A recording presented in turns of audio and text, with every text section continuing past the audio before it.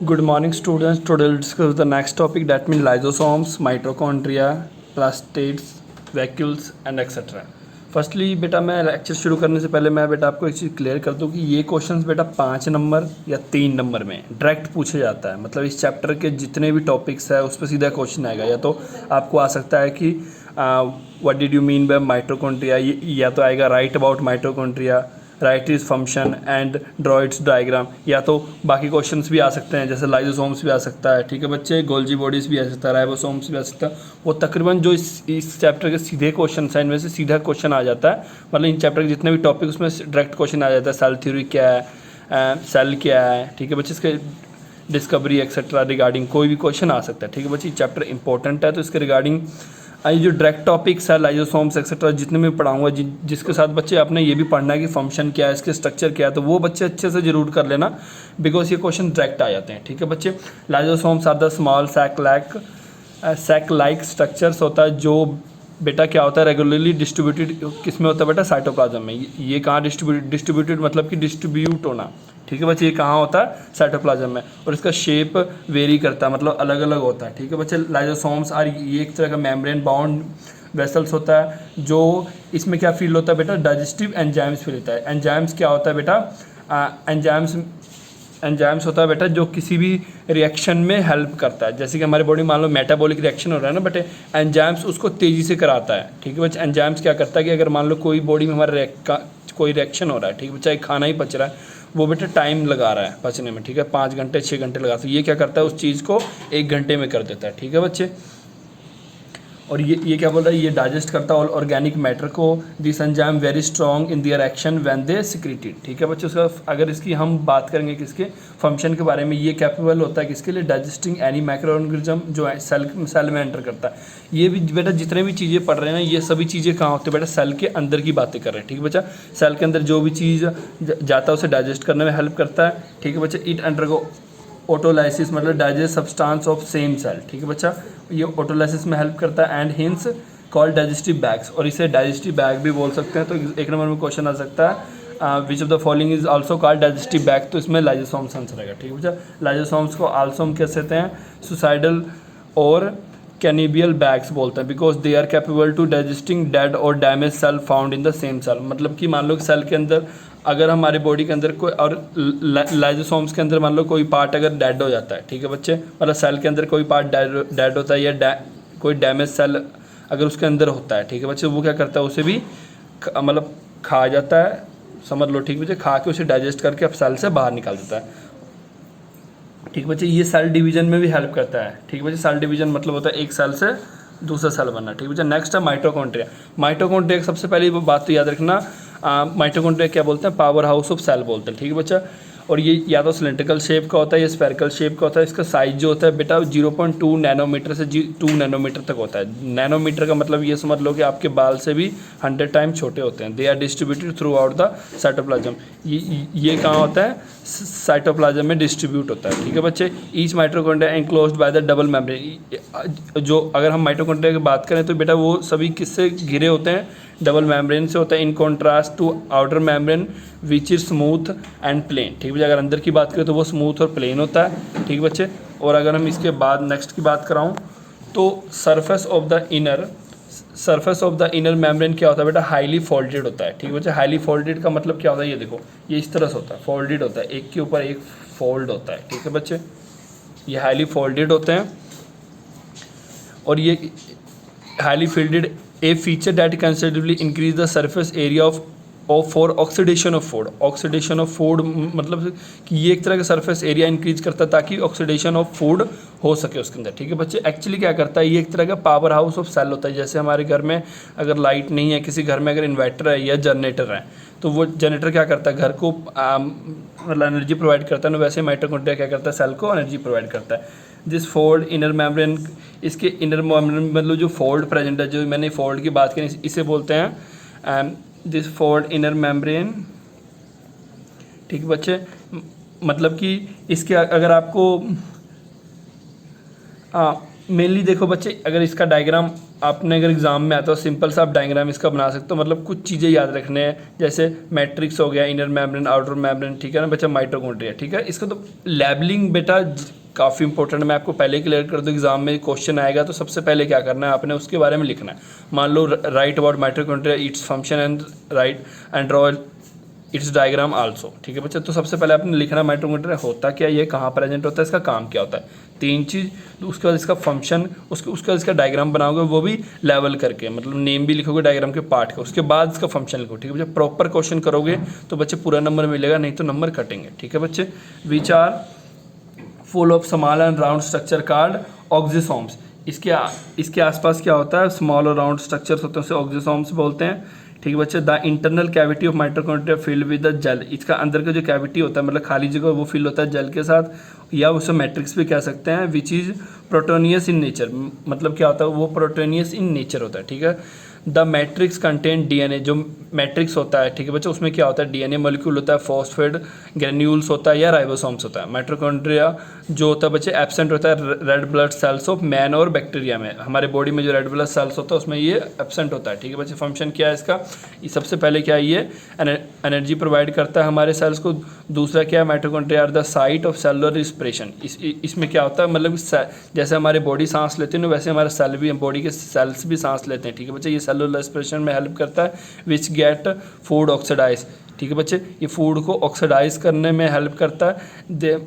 This is where we observe the miracle of energy being released from undigested food, मतलब क्या है कि ये एनर्जी रिलीज करता है जिसे यूज़ करके सेल्स अपना काम कर पाते हैं, ठीक है बच्चे। It is this process enables the terrible lifetime to the extract nourishment and the energy from the environment, मतलब क्या है, सिंपल सी बात है इसका कि माइटोकॉन्ड्रिया क्या है कि बॉडी बैटरी चार्जर है, एक तरह का क्या है कि ये सेल को भी एनर्जी प्रोवाइड करता है, हमारे बॉडी को भी बैटरी, मतलब सीधी सी बात है, सेल चार्ज है तो हमारा बॉडी चार्ज है, क्लियर सी बात है, ठीक है बच्चे। अगर नेक्स्ट की बात करूँगा तो अगर देखो इसमें अगर फंक्शन, दूसरी फंक्शन की बात करूँ, carbohydrate and fats are completely oxidise with the help of carbohydrate fats जो होता है बच्चा वो ऑक्सीडाइज होता है किसकी हेल्प से बेटा, एंजाइम, ठीक है बच्चा। और ये एंजाइम देखो, ये एंजाइम की हेल्प से ये ऑक्सीडाइज होता है। ऑक्सीडाइज मतलब कि हमारे, मान लो सिंपल मीनिंग में आप इतना समझ लो, अगर वो पचता है, ठीक है बता, वो कंज्यूम होता है हमारे सेल के अंदर, तो वो किसकी हेल्प से होता है, एंजाइम। और वो एंजाइम कहाँ प्रेजेंट है बेटा, माइटोकॉन्ड्रिया, मतलब माइटोकॉन्ड्रिया काफ़ी ज़्यादा हेल्पफुल होता है डाइजेशन में, ठीक है ना। जो एनर्जी रिलीज होता है oxidation is used up to mitochondria for synthesis of ATP, मतलब क्या कह रहा है कि जो एनर्जी रिलीज होता है इस, मतलब कि जब ये कार्बोहाइड्रेट या फैट्स के कंज्यूम होता है तो वो एनर्जी रिलीज होता है किस फॉर्म में एनर्जी रिलीज होता है बच्चे, एटीपी को, अगर एटीपी फुल फॉर्म आ जाए तो एडेनिन ट्राइफॉस्फेट आएगा, ठीक है बच्चा। एंड एनर्जी, ये एनर्जी रिच कंपाउंड होता है, that is why mitochondria known as power house of cell. The energy so release, और जो एनर्जी रिलीज होता है वो स्टोर यहाँ पे होता है और यूज्ड बाय सेल, और ये मतलब एक तरह का इन्वर्टर का काम करता है कि ये अपने अंदर एनर्जी स्टोर करता है और जब सेल को नीड होता है उसे देता है। नेक्स्ट है बेटा प्लास्टाइड्स बोलते हैं इसको, और ये एक ऑर्गेनेली होता है जो फाउंड होता है, मोस्टली फाउंड होता है प्लांट में एक्सेप्ट एग्लीना, ठीक है बच्चे। बट ये एब्सेंट होता है किसमें बच्चे, एनिमल सेल में, ठीक है बच्चे। अगर इसकी बात करूँ तो ये तीन टाइप के होते हैं, एक होता है लूकोप्लास्ट, क्रोमोप्लास्ट और क्लोरोप्लास्ट, ठीक है बच्चे। Chloroplast are by far the most important because they are help to process of, सबसे पहले देखो जो अगर हम क्लोरोप्लास्ट की बात करें, ये बेटा किस में हेल्प करता है, फोटोसिंथेसिस में। और ये bag like membrane bound structure होता है जिसमें बेटा क्या होता है, वाटर सब्सटेंस फिल होता है, ठीक है बच्चा, जिसे हम मैट्रिक्स बोलते हैं या तो स्ट्रोमा बोलते हैं, ठीक है बच्चे। और उसके बाद अगर हम क्लोरोप्लास्ट, हाँ उसके अगर मैं क्लोरोप्लास्ट की बात करूँ, chloroplast also leaned by the double membrane, मतलब ये किससे घिरा होता है, डबल मेम्ब्रेन से घिरा होता है। बट जो इसमें मतलब आप देखो इसमें इस टाइप के स्ट्रक्चर्स नहीं होते हैं, जैसे पहले वो उसमें था ना माइटोकॉन्ड्रिया में, इसमें इस टाइप के स्ट्रक्चर्स नहीं होते बच्चा, क्रिस्टिया लाइक स्ट्रक्चर्स नहीं होते हैं, ठीक है बच्चा। दे हैव स्टैक्स मतलब क्या होता है कि जो इन दोनों को जोड़ के रखे आपस में, ठीक है, डंडी टाइप होता है। They are stacks,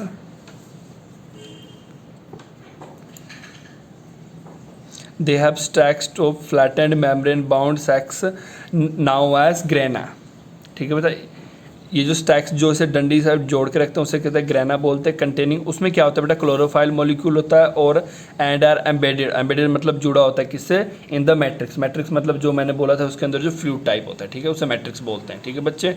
are they are present in all the higher plant, ये बेटा तकरीबन हर प्लांट में प्रेजेंट होता है, एंड ग्रीन एल्गी में प्रेजेंट होता है। They contain the green pigment का क्लोरोफाइल, आपको पता ना क्लोरोफाइल किस चीज़ के लिए हेल्प होता है, एक तो बेटा जो हमारे पेड़ पौधे जो दिखाई देते हैं हरे कलर का वो क्लोरोफाइल करके होता है, एक वो जो खाना बनाता है वो भी किसके हेल्प से, क्लोरोफाइल की हेल्प से बनाता है, ठीक है बच्चा। विच इन्वॉल्व इन, ये बेटा किसमें इन्वॉल्व होता है, फोटोसिंथेसिस में इन्वॉल्व होता है। The process that actually synthesise, ये भी प्रोसेस होता है इसमें एक्चुअली सिंथेसाइज मतलब क्या करता है, बनाता क्या बनाता है, खाना बनाता है।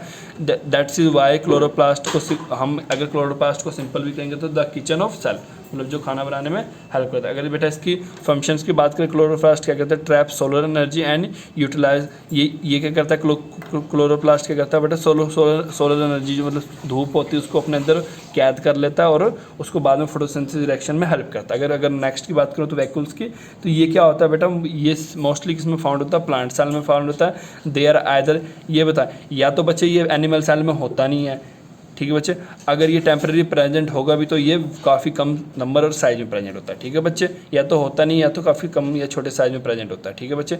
दे आर सैक्स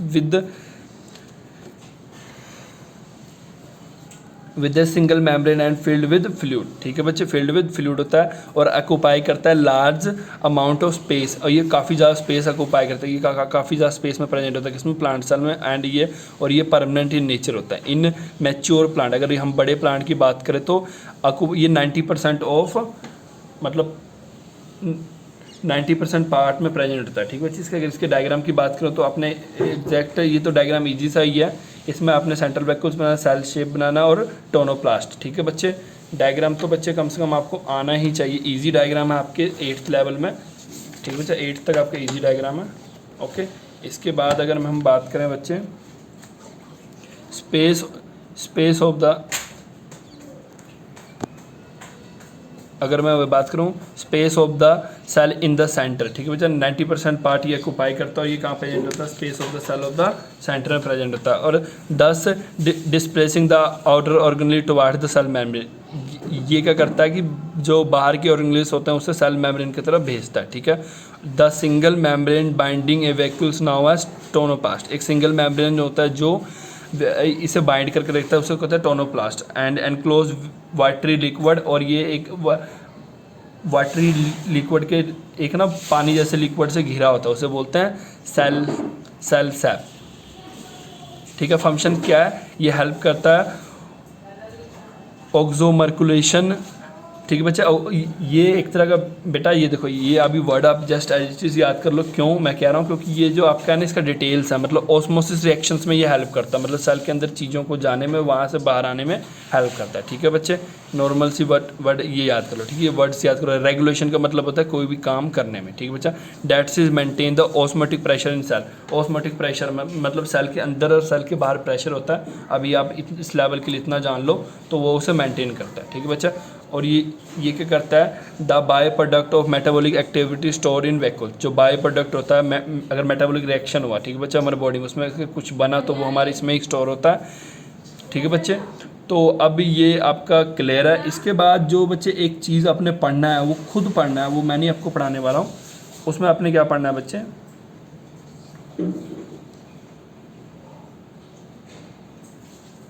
इसके बाद जो आपने पढ़ना है बच्चे, क्या पढ़ना है, एक तो structure and function of cell organism पढ़ना है, और एक क्या पढ़ना है, difference between plants and animals. ये इंपॉर्टेंट क्वेश्चन है, तकरीबन हर साल एग्जाम में आता है, ठीक है बच्चे।